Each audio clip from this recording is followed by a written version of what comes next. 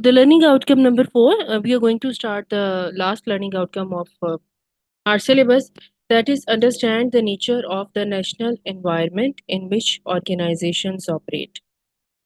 Okay, so we have studied the challenges, we have studied how the government will create or will make the interventions regarding the positive impact on organizations with respect to the markets in which the organization is working. So now today we are going to discuss how the nature of national environment affect the organization. Okay, along with the market, the environment in which the organizations operate with respect to the country.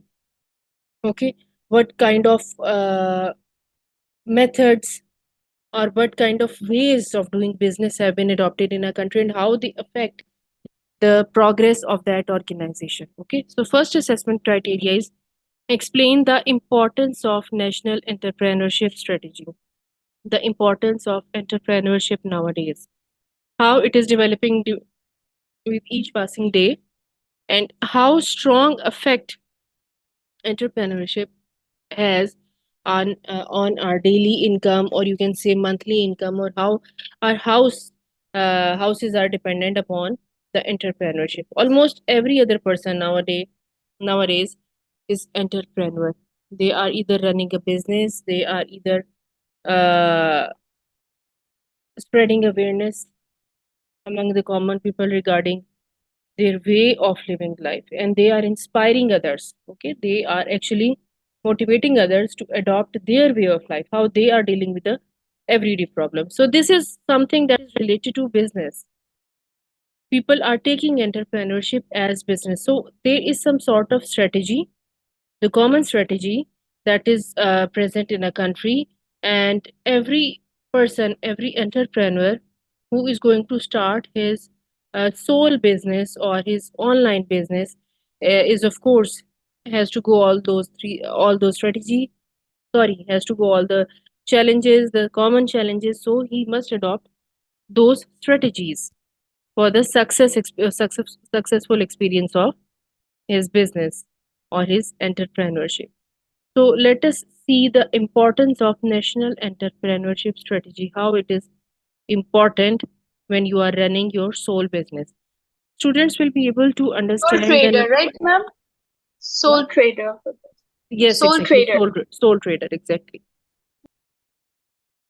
So the objective is you will be able to understand the national environment in which organizations operate. Okay, how economic systems attempts to allocate the resources effectively. Different economic systems will be implemented in different countries according to their demand. There are free markets economy, centrally planned economy, and mixed economy. So you can say this is just a background of why we are studying about the importance of national entrepreneurship strategy. Because in either ways, whether it is sole trader, whether it is a multinational business or a national company, all of these systems are related to the economic system of the country. And of course, these organizations are working in different kinds of markets as well. So there are free market economy, centrally planned economy, and mixed economy, three kinds of economy. In free market economy, government has fewest or no intervention on supply and demand and decision making. Okay. In free market, the government does not interfere in the supply and demand of the products, and the decision making is also not in hands of the government. Decisions are made on the basis of market mechanism, how the trade is going on in any market, how the sales are happening in any market.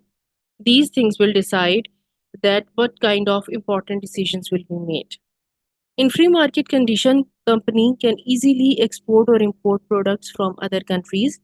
Here, the government does not take decisions, but most of the organization take the decision, and government has very little intervention.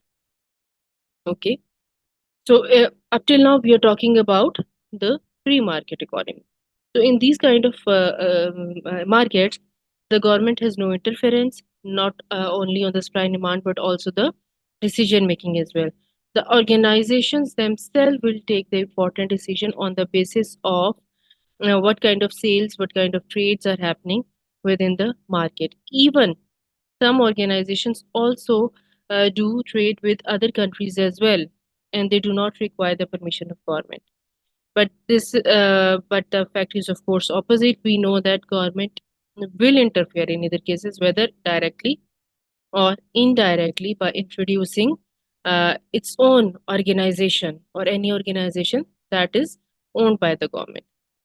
While in a command economy, the government is responsible for making decisions and distributing resources. Normally, socialist countries have fully command economy. Okay, in a command economy, or you can say centrally planned economy, the government is the sole owner, sole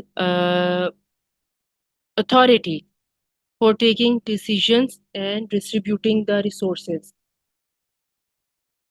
Normally, socialist countries have fully command economy. Here, the government distributes all the resources according to the people demand and demography. Most of the countries in the world follow mixed economy, which is a combination of command and free market economy. Okay, now the third kind of economy, which is known as mixed economy, and it is a mixture of both command economy and the free market economy as well. Here, the organizations are run either by the government or the private sector organization. Public organizations are owned by the government and it takes the decision of those organizations. Private organizations run their operation independently but under government supervision. Government monitors the activities of those organizations. Okay. So there are three kind of economies: free market, centrally planned or command, and the mixed economy. So of course, as the name indicates, the mixed economy is owned by both the government and the private sector as well. The public organizations are owned by the government, and the government will take the decision of these organizations, while the private sector organizations run independently, but of course under the supervision of the government, because government owns the country. So therefore, when any other sector or any other kind of organizations are collaborating with the government, of course, they need to work under the government. So these are the three kinds of different economy, and it can be present in a country, and mostly mixed economy is present in the countries, most of the countries. Now, the national entrepreneurship strategy. The national entrepreneurship strategy is a key input to creating the conditions for linkages between the education system and human resources needs of the country to address the matchmaking skills and aspirations to create sustainable self-employment options. So basically, what is national entrepreneurship strategy? What is entrepreneurship? It is basically the way of creating options regarding self-employment. Okay, you are actually making your youth able to earn by themselves, and they can not only earn just for themselves, but also they can support their family through a sole trade, or you can say independent business, by running an independent business. Okay, so all the input, all the effort that you will put in motivating your youth, in motivating the other persons as well, not only the youth, to start working uh, on their own, and not only independently but at a stronger position where you are able to earn actually. Okay, so this strategy is known as entrepreneurship strategy, and it is basically the government will basically put the effort in creating awareness, in creating the linkages between different kinds of business, or in providing you with the training sessions, the basic education required for starting up a new business or online business. Okay, so this strategy is actually known as national entrepreneurship strategy. Essentially, entrepreneurship is the process of developing, organizing, and running a new business to generate profit while taking on financial risks. Yes, of course, because when you are going to start an independent business, when you are going to start an online business, or you're going to start using an online platform for your earning. Okay, and you are completely relying on that. Of course, you are taking a financial risk. Okay, because you are not earning through any other sources, and if required, you are also putting in your effort as well as money in that business. So of course, you are basically putting yourself on risk, but that is the basic requirement, one of the basic requirement while starting any sort of entrepreneurship. Formulating these are the steps how you develop your own business, because you will be the CEO of your business, and also you are the sole worker of your company, your business. Okay, so these are a few steps that are required in starting your business. Formulating a national entrepreneurship strategy, optimizing the regulatory environment, enhancing the entrepreneurship education and skill development, facilitating technology exchange, improving access to finance, promoting awareness, and network networking. Okay, so how you can achieve uh, that point where you will be an independent, successful entrepreneur, you have to go through all these stages. Okay, first, of course, you need to prepare a strategy, how you are going to do what you are going to do, and how you will manage your complete means. You have to complete a proper uh, layout of what you are going to do before starting your own business. Okay, optimizing the regulatory environment. Basically, the regulatory environment means that how you will do the external marketing of your business. Okay, and especially that kind of marketing which will require uh, legal protocols or political protocols. Okay, or you can say that because you are starting up a business, of course you have to go through some sort of formalities, not at the start but on but in later stages as well. Okay, so it will be very good if you go through those legal protocols at the start of your business. Okay, for example, you will create your portfolio, you will make your company registered in the government sector. Okay, so these are some basic things that comes in regulatory part. Then enhancing the entrepreneurship education and skills development. So while you are starting up your business, your company, you will not only sharpen your knowledge, but you will also start arranging some training sessions for your for other people as well. Maybe some of them will join you, or maybe their experience will help you in your skill development. Both the things can happen at the same time. Facilitating technology exchange and innovation.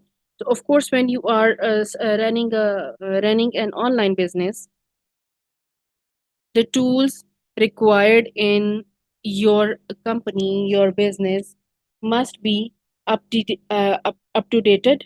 Okay, and there should be innovation or creativity in all those tools. Okay, so if they require regular updates, regular improvements, of course you will do that too. Improving access to finance. Starting up a business always requires a financial backup. Maybe you are not requiring the finance to that much extent in the start, because after a specific time period, you will start earning by yourself. Okay, but even then, you need to have some financial backup, and also you need to improve the access to finance means along with your financial backup, along with your financial assistance, you need to make money through your business as well. Promoting awareness and networking, again, the same thing, the same regulatory, you are optimizing the regulatory environment. But now, because you are at the position of a successful entrepreneur, so you will need to create your networking with other businesses as well. Okay, now we'll study in detail about all these steps one by one. Formulating a national entrepreneurship strategy. Entrepreneurship is one of the most important drivers of the job innovation, and economic growth, and is crucial for the development of a vibrant, formal, small, and medium sized business sector.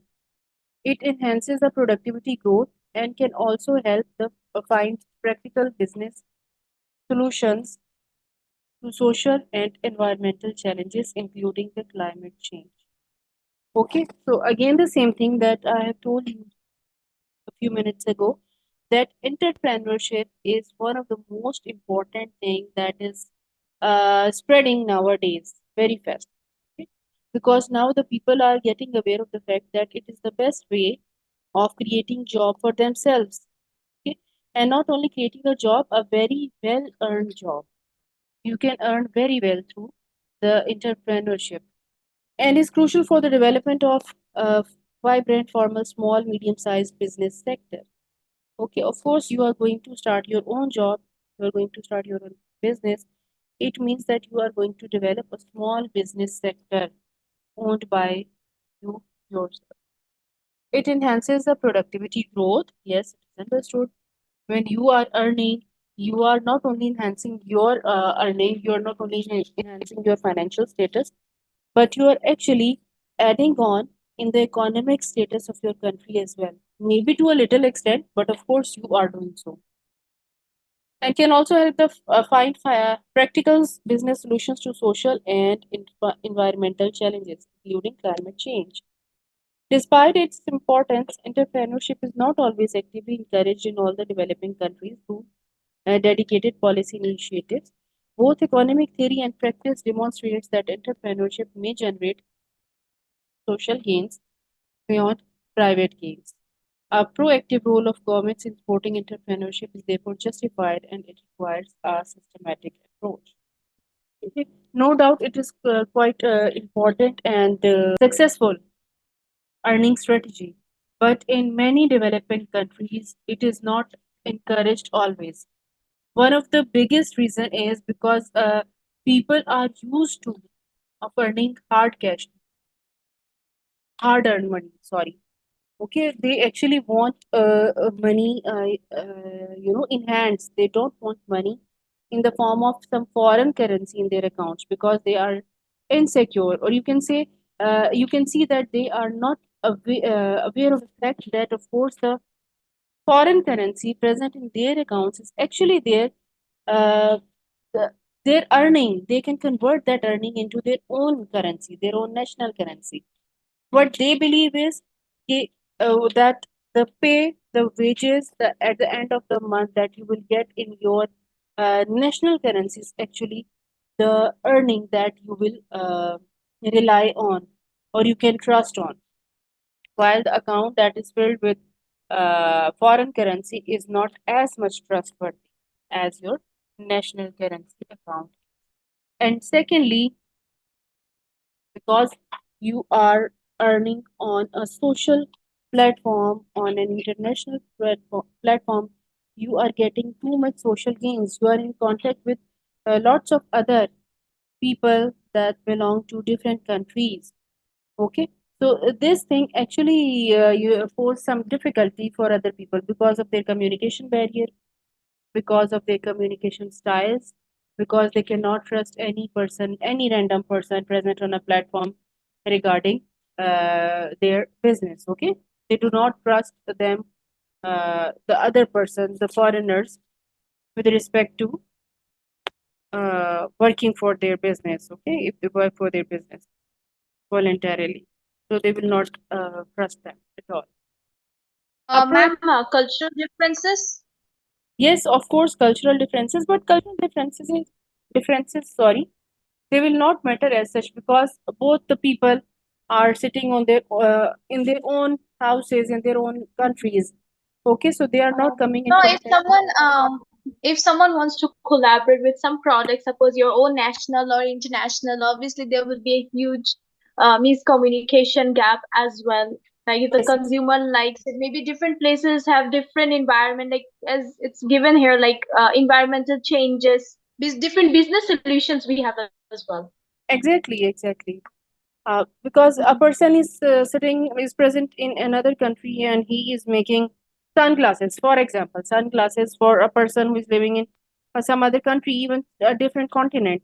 So it will be difficult for him to analyze that what kind of features or what kind of design of the sunglasses will be liked by the people of that country. So of course, these kind of gaps, these kind of challenges provides a valid, reason for formulating an entrepreneurship strategy before starting up the business. Okay? So the strategy will contain all these important points regarding your business, regarding how you will do it, and in which direction. For means whether you are going to start at the national level, local level, or you are just going to start or going to convert your business into an international one after few years, few months. Okay. So for all these things, you need to develop a strategy. First, develop a strategy, and then you are proceeding further. Policy objectives. Okay, the objectives of the policy. This policy means you are going to formulate a national entrepreneurship strategy. Understand the country's specific challenges, specify the goals, and set priorities. Ensure coherence of entrepreneurship strategy with other national policies. Strengthen the institutional framework, measure the results, ensure policy learning. So, this is the summary of your strategy that you are going to formulate. You need to, or you can say that these are the points that you need to consider before formulating any strategy. You need to understand what are the specific challenges that you will face by doing certain business while remaining in your own country, or if you are going to do the business in other country, or you are going to collaborate with other businesses from the different country. You need to understand what sort of challenges you can face. Specify the goals and set the priority. Okay. You need to understand what is your aim along with the profit generation. What are your other aims and what are your priorities? How you will start your business, with whom you will start, you will collaborate, or at which time of your business you will start collaborating with other businesses. Ensure coherence of entrepreneurship strategy with other national policies. Of course, it is mandatory that whenever you are doing business, whether it's online, whether it's on-site business, you need to abide by all the national policies and laws regarding setting of your business. Strengthen the institutional framework. Measure results, ensure policy learning. Okay, these 2 points are just related to your institution, your organization. Strengthen the institutional framework, of course, means complete workup should be done for starting a business. Policy learning, actually everything that is done on fair basis would give you good output, of course. This is understood. So you actually need to draw a rough layout of what steps you will take in future. So you should start your business with this mindset that in near future I will be shifting my business. Maybe you are going to shift your business from online to on-site. Okay, so all these things require some workup before starting.